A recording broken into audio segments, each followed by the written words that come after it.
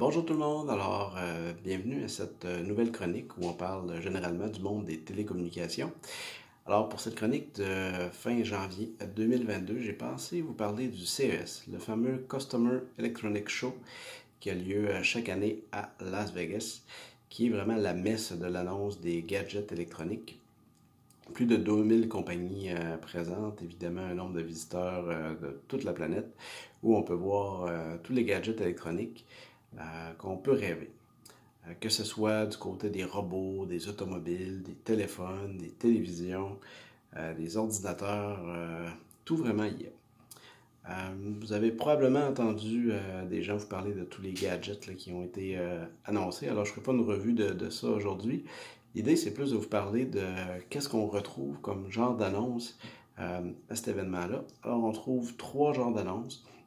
La première, c'est ce que j'appelle des ballons, donc des produits qu'on démontre qui sont actuellement fonctionnels. Une nouvelle technologie qu'on vient de démontrer aux consommateurs dans le but de recueillir des commentaires, d'essayer de découvrir des applications. Donc, ce n'est pas des produits qu'on va sortir demain ou après-demain. Par contre, on veut voir s'il y a un marché pour ce genre d'application ou trouver la niche où les gens seraient prêts à payer pour cette application-là. Le deuxième, évidemment, c'est le produit qui est vraiment prêt à sortir, donc qui sera sur les tablettes dans les semaines ou les mois suivants. Donc ici, on sert de ça comme vraiment une vitrine de commercialisation. Et le troisième, c'est des produits où on sait potentiellement que ça sera probablement lancé dans le futur, mais on n'a toujours pas de date et rien n'est arrêté, donc on vient un peu tester le marché. Dans le but d'illustrer ces trois types d'annonces qu'on peut voir au CES, trois exemples pour lesquels je vous dirai après lequel est dans quelle catégorie. La première, c'est une télécommande qui a été démontrée, télécommande pour laquelle la batterie interne peut se recharger à l'aide des ondes Wi-Fi qui sont déjà présentes dans votre maison. Alors, ça semble fort intéressant. Peut économiser le remplacement de batterie. Donc, si les batteries internes sont rechargeables et peuvent se recharger par le Wi-Fi, on économise des batteries à moyen terme. Évidemment, si on ne peut pas recharger, on a toujours moyen de brancher pour recharger. Donc, ça, c'est quelque chose qui était pensé. Et aussi de mettre des panneaux solaires sur la télécommande. Alors, évidemment, on parle d'une télécommande, mais ça pourrait être toutes sortes d'autres gadgets à la maison. Là, tout ce que vous avez des batteries pourrait potentiellement être chargé à partir de votre Wi-Fi. Alors, ça pourrait être une commodité intéressante dans l'avenir.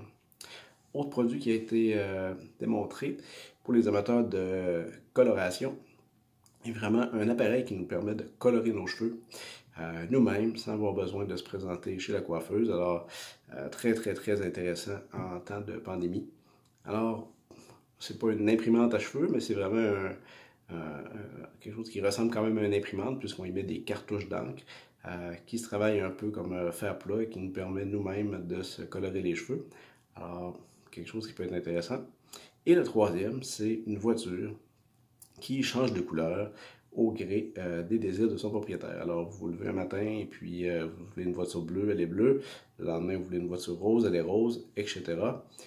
Pourquoi pas dans l'avenir peut-être être capable de mettre des imprimés, donc une voiture Pokémon ou une voiture Pat Patrouille une journée ou l'autre. Alors, c'est trois produits qui ont été démontrés. Alors, lequel est le ballon qui, évidemment, ne sera pas commercialisé à court terme? C'est la voiture. Donc, cette voiture-là, vous ne la trouverez pas chez votre concessionnaire du coin. Par contre, peut-être un jour, on aura des applications à cette peinture qui permet de changer la couleur de notre véhicule. Le produit qu'on risque de voir le plus rapidement des trois sur le marché, c'est la brosse à coloration. Alors ça sera vraiment lancé prochainement.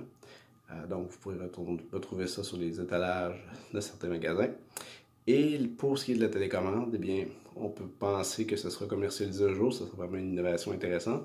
Par contre, c'est pas demain matin encore, donc c'est pas prêt final. Alors, vous voyez, il faut prendre avec un grain de sel un peu ce qui est annoncé au CES.